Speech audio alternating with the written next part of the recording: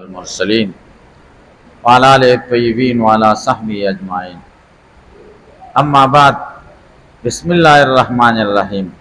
باب من حق بالامامت بعد د بیان د دې کې چې حقدار په امامت څوک دی دا سوچو با سبه ورته حقدار د امامت څوک دی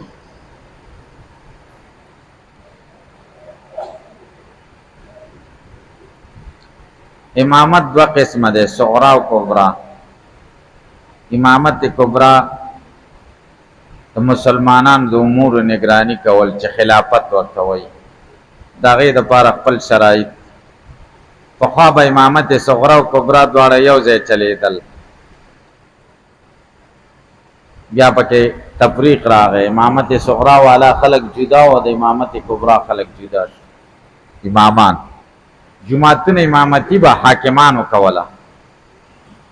کمزه با گورنر و هغه با امام مو د جمعې خطبه به بیانو د امامت صغرا د پاره حقدار څوک دی د حدیث کې هغه بیان شوی و بسم الله الرحمن الرحيم وبه قال حدثنا عناد قال حدثنا ابن معاوية عن الأعمش وقال حدثنا محمود بن غيلان قال حدثنا ابن معاوية وابن نمير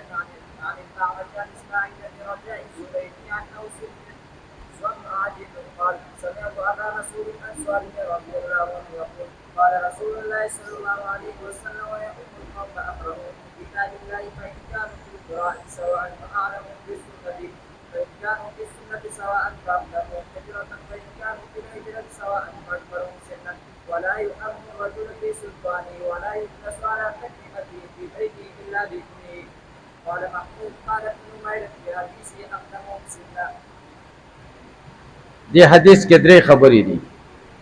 یو حقدار د امامت در تخی دیم دا وی کمزه لاړې نو دا قربه امامتی بنه کې چې قربه در پسې شاته ودري دریم دا چرته لاړې د قربه په ځای بنه کې نه دا قربه په مسند بنه کې نه دا درې وانه خبرې دی حدیث کې دي ابو مسعود انصاری رضی الله تعالی عنہ وای چې نبی کریم صلی الله علیه وسلم فرمایلی دي یا القوم اقرأهم امامتی به د قوم کوي اقرأهم لکتاب الله هغه څوک چې ډېر قاری د کتاب الله څوک چې ډېر قاری د کتاب الله قبه امامتی کوي یو دیم فإنکانو فی القرأة سوا که په قرأت کې سره ټول برابري فأعلمهم بالسنة بیا به هغه څوک کوي چې په سنت ډېر خبرداري عالم یعنی معمول بها سنت و نزیاد سنت ورته یاد دوا فإنکانو فی السنت سوا کو سنتو کې یعنی په حدیث کې هم سره برابري فاقدمهم هجرة یا به سره امامتی کوي چې هجرت کې ټول نمخ فإنکانو فی الهجرة سوا کې هجرت کې ټول برابري فاکثرهم سننا چې زیاتی په دوی کې د کلونو په لحاظ سره چې چا کلونه زیاتی عمر زیات الکه دا یو مسله دا خو حدیث کې راغله اول اقرا دیم اعلم دریم اقدمهم هجرتان او سلورم اکثرهم سنن زیات کلونو والا فقها دا څنګه کوي فقها بل تقسیم کوي هغه وی اعلم وی که عالم نو نو بیا به اقرائی که اقرا نو بیا به اورائی پرهیزګار که اورا ورا کې ټول برابر نو بیا به اکثرهم سنن د فقهاو د محدثین او حدیث دې ترتیب کې ولې فرق راغی دا فرق په کې ځکه دې کې سلور دی یو په کې هجرت نو هجرت ته وسوته هجرت یو وته ځکه هغه مدینه هجرت مراد ور مکه نه مدینه ته هغه وسنه دی ضروری هغه تی وته صحیح شو ناغه وخت کې چې عالم بونو هغه به اقرأهم ولی ځکه قران کریم دا غوی په ژبه نازل شوی و اهل لسانو نو هغه قران باندې خپوي دا هغه کې اقرأ او عالم یو شانو دلته چې اقرأ راغی هغه عالم هم یارو وایي او اورا په هغه کې نه ځکه ټول د ورعي او د پرهیزګارۍ مجسمې وي. هلکه ورع په ټولو کې وه، پرهیزګاري په ټولو کې وه. ته په خبره پوه شئ تاسې. نو بیا صورتحال بدل شو. صورتحال داسې بدل شو چې قرآن عجم ملکونه ونیول، عجم مسلمانان شو. تجوید بیل پن شه، خلکو به قرآن غلط ویل، علم بیل شه د مانځه په مسلو، تجوید بیل شه، ورع هم ضروري شه ځکه عالمان به وه، پرهیزګاري به پکې نه وه. دا څیزونه جدا شو، نو فقهاو ترتیب بدل چې اول بدایي بیا بدایي بیا بدایي. لکه دا فقها نه دي ملامته، ښه هغوی حالاتو له وکتل او د حالاتو مطابق ترتیب بدل. دا یوه مسله شو.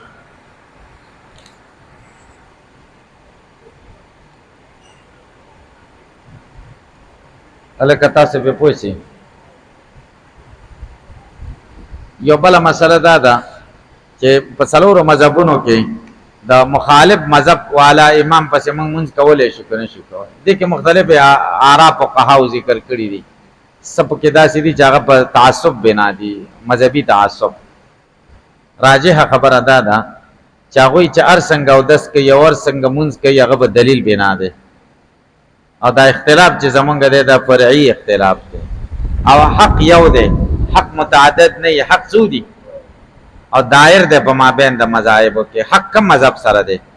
دا پته نه لګي. په زمونږ ځوان غالب دا دی چې حق باندې ابو حنیفه په حق دی، دا احتمال شته چې دا نو دا یو مسله کې دا نورم په حق دی. شوافی وایي ځان غالب دا دی چې شافعي صاحب په حق دی، دا نورو کې احتمال شته. هلکه تاسو په خبره پوه شئ که پې پوه نه شئ. نو هر یو حق خبره دا ده چې هر یو پسې مونځ کېږي. البته که یو امام دې داسې ولیده چې د بل مذهب والا او هغه خوب نه راپاڅېد، هغه خوب باندې اودس جایز نه کړ، نو بیا ورپسې په هغه وخت کې کول نه دي پکار.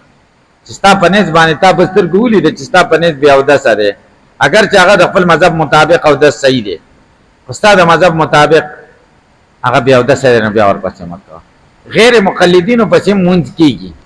غیر مقلدینو پسې هم کوئ. تعصب او ضد نه دی پکار.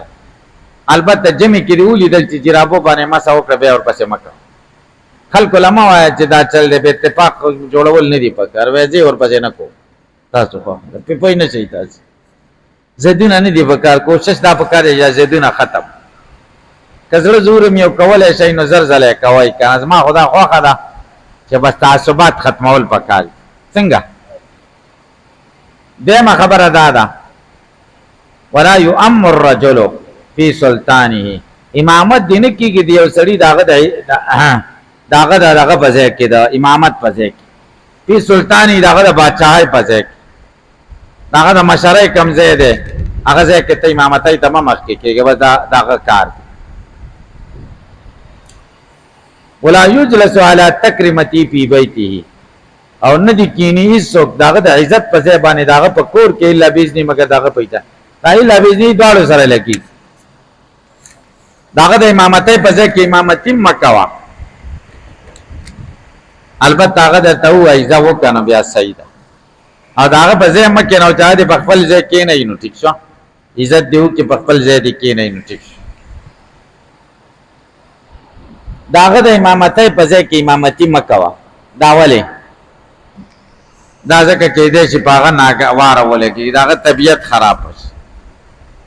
یا د هغه مقتدیان د هغوی طبیعت خراب شي چې زمونږ د امام صاحب بې عزتي وکړي. هلکه تاسو پرې پوه شئ که پرې پوه داسې کول پکار. بعضې قمقل ملیان یې داسې کوي، قمق کوي. الله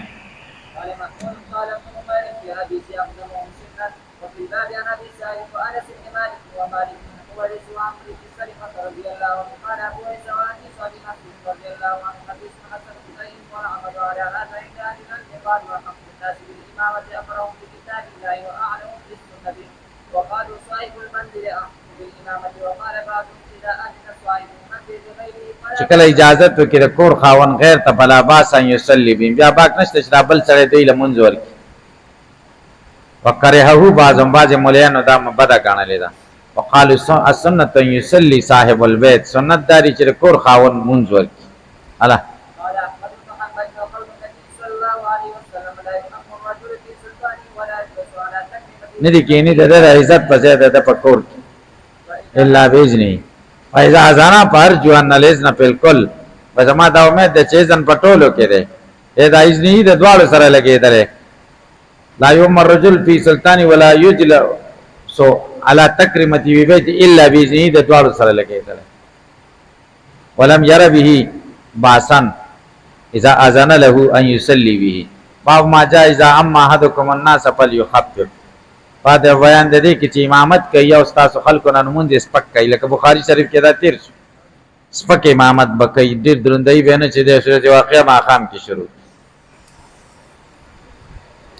الکه تاسو به پوښ سپک مختصر منځونه ډېر خدي مختصر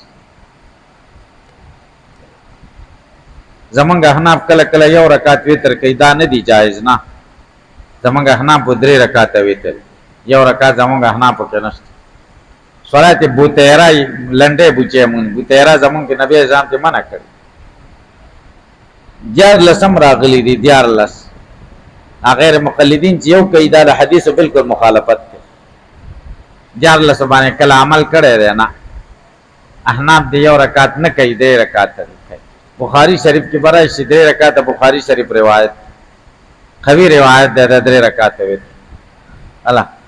وبه قال حدثنا بدر قال حدثنا كبير بن عبد الرحمن عن ابي سنان عن النار عن ابي هريره رضي الله عنه ان النبي صلى الله عليه وسلم قال اذا اما احدكم الناس فليخفف چې کله امامت کوي او استاد خلکو د نس پکواله دی کوي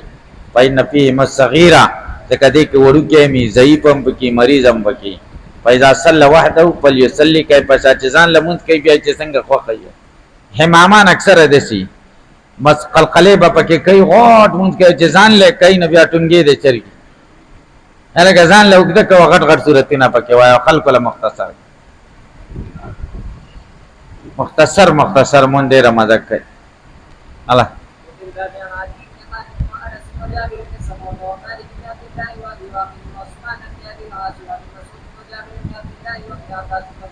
زمونږ یو کلیوالو د توزیع کې کور نیولې او یو امام راته خدمت څنګه دی وای خدای د ورمېګ مات مال ولی پچ السلام علیکم ورحمت الله وای دومره وګت کی چې زپ کې د دې دین روان جمنه بخشي ته پکې رسیدې اول سلام کې بیر تر رسیدې سم او خدای دې خکا دا سی مختصر کا وخت نه لکه اختصار سلام کې خو بیا قصر بالکل مسنون دی فقهاو ذکر دي چې دا ډېر ضروری ده سلام به دومره ډېر نه وکړي چې کوم رکعت لري چې هغه ضربات اب استا سلام لا انتظار کوي الله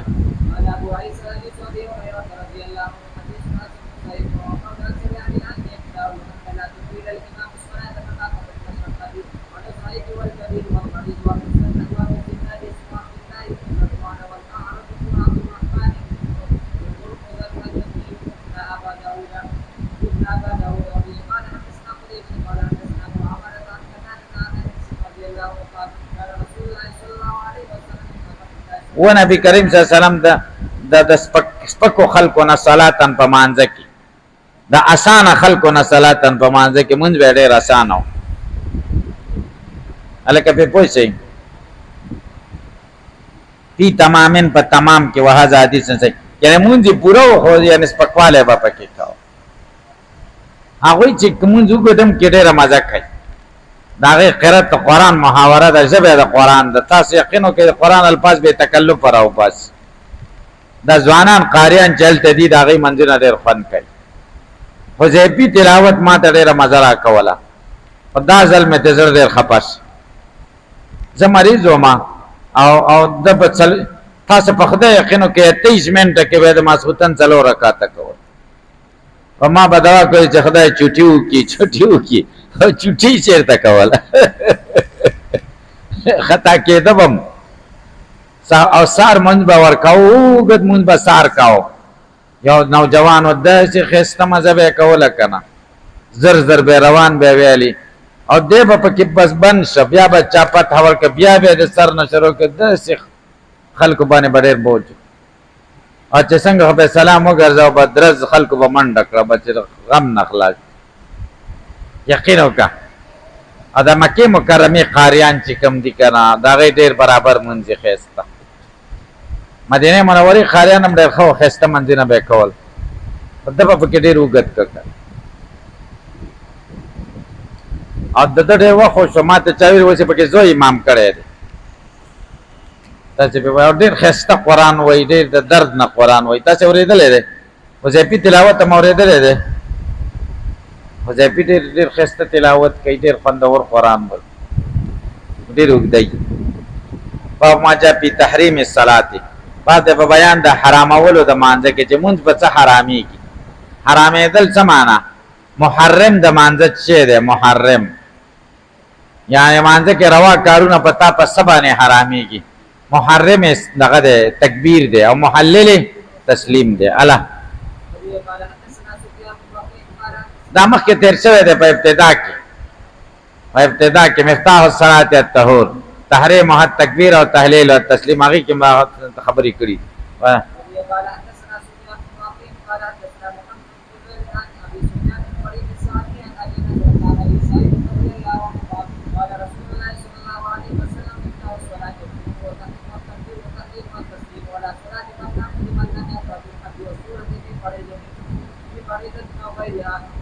کامل منځ نه کېږي د هغه چا چې الحمد او صورت ونه وایي په فرضو کې یا په غیر فرضو کې نوافلو کې الله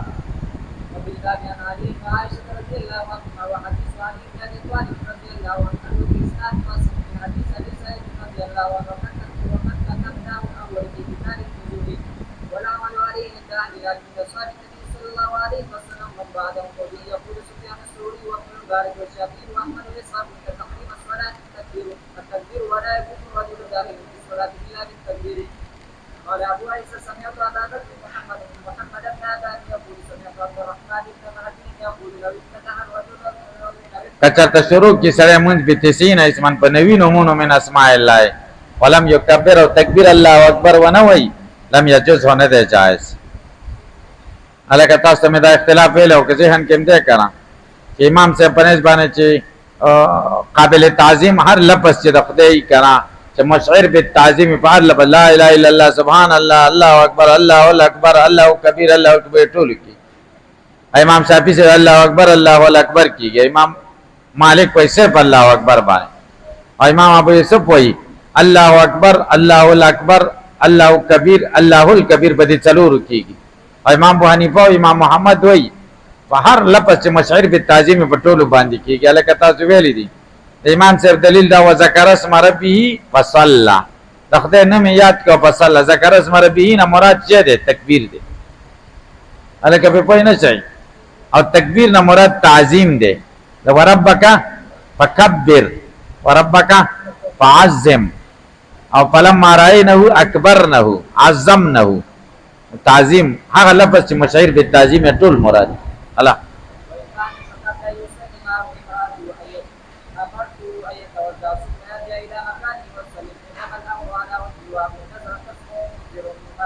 دا بلا مسئله ده تحلیل تسلیم ده السلام علیکم بوي هغه وی او السلام علیکم فرض ده لفظ د سلام او زمونږ مذهب خدا ده چې لفظ د سلام فرض نه ده خروج بسنه المصلی فرض ده چې فرض دي خروج بسنه اخیره کې مصلی د یو کارو کې چې هغه د مانځه سره منافي بس مونږ ور پینش او لفظ د سلام واجب دی السلام علیکم السلام علیکم ونوای او بس چې کله مونږ پوره کې هیڅ پکې و خاندي قصدن او خاندي مونږ اوس خدا د زمونږ مذهب هم دار کې چې اخره کې بیا ودس شو بیا دی بناو لار دي شي او دس دی وکي او را دي شي سلام دی وکړي او که خروج به سن المصلی وکړه لفظ د سلام واجب دی اګه په وخت کې و زمونږ مذهب دار چې مونږ بیا واجب الاعاده دی او کله وخت نه تیر شو بیا اعاده مستحب سلام زمونږ په نظام واجب دی او که قمقل سلام وانه چې خروج به سن المصلی وکي زمونږ مذهب څه دی مونږ یې وشو په کېدو وشو خدا دې چې واجب الاعاده دی الله باب هم په نشر الاصابع عند التکبیر او ګوتې به دې خوري د تکبیر په وخت کې د بندې به نه الله دا آداب دي وایه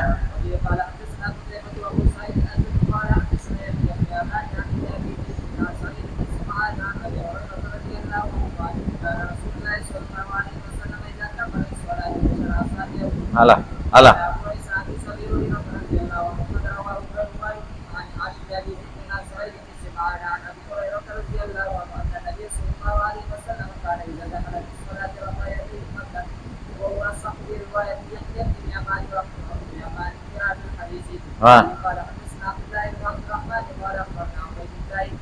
بن عبد الغني بن حنبي قال حدثنا أبي زيد عن سعيد بن سمعان قال سمعت أبا هريرة رضي الله عنه قال رسول الله صلى الله عليه نبی اسلام چې اذا قام الى الصلاه مانځه ته ولګي د رفایا دی لاستینه به اوچتول مدن کولاو به بن بناو قبض بناو دسی قال ابو عيسى قال عبد الله وهذا صحد حديث يحيى بن يمان وحديث يحيى بن خطاب الله في فضل التكبيرة الأولى ففضيلت د تکبیر اولا کی الله وبه قال حدثنا عقبة بن إبراهيم الأسلمي قال حدثنا سلمة بن زيد عن محمد بن عبد عن حديث الله ثابت عن أنس بن مالك رضي الله عنه قال قال رسول الله صلى الله عليه وسلم من صلى لله 40 يوما في جماعة سچ سړی خو جمع سره منځو کو یدرکو تکبیرۃ الاولی چې تکبیر اولی امام سره کې کتب له براتان دو برات ابو تولی کلیش برات من النار و برات من النفاق الله قال أبو عيسى نقول هذا الحديث عن أنس رضي الله عنه ولا أعلم عن ربه إلا ما روى شيبة عن محمد بن عبد الله رضي الله عنه إنما يروى هذا عن حديث أبي حديث البجلي عن أنس بن مالك رضي الله عنه قوله حدثنا بذلك عن أبي قال حدثنا وكيع عن خالد بن قال وعن حديث زياد قديم البجلي عن أنس رضي الله عنه قوله ولم يرفعه دا حدیث چې انس ابن مالک نه د باب روایت دی وای دا موقوف دی فانس مرفوع نه دی الله وروى إسماعيل بن عياش عن النبي صلى الله عليه وسلم عن أنس بن مالك وعن عمر بن الخطاب رضي الله عنه عن النبي صلى الله عليه وسلم أنه وهذا حديث غير مقبول وهو حديث دا حدیث غیر محفوظ دی چې اسماعیل ابن عیاش روایت کړی دی د عماره ابن غزیه نه د انس ابن مالک نه او د عمر ابن الخطاب نه دا غیر محفوظ ولې دی ځکه اسماعیل ابن عیاش د عماره ابن غزیه نه روایت کړی دی چا نه روایت کړی دی د عماره ابن غزیه نه او عماره ابن غزیه دا شامی راوی دی او د اسماعیل ابن عیاش روایات دا عراقی او د حجازی مشایخ و نسعی دی او د شامی مشایخ و نسعی نه دا منقطش الله وهو حديث مرسل وعمر بن غزية عن أبي أنس بن مالك رضي الله بل عیب پکې دا دی حدیث کې چې دا مرسل دی ولی ځکه عماره ابن غزیه د ملاقات د انس ابن مالک سره نه دی شوی او دلته خو روایت کوي عماره ابن غزیه د انس ابن مالک نه کنه نه انقطاع پکې رااله نو د دوه عیب پکې شو او ما یقول عند ابتداء الصلاه بس دی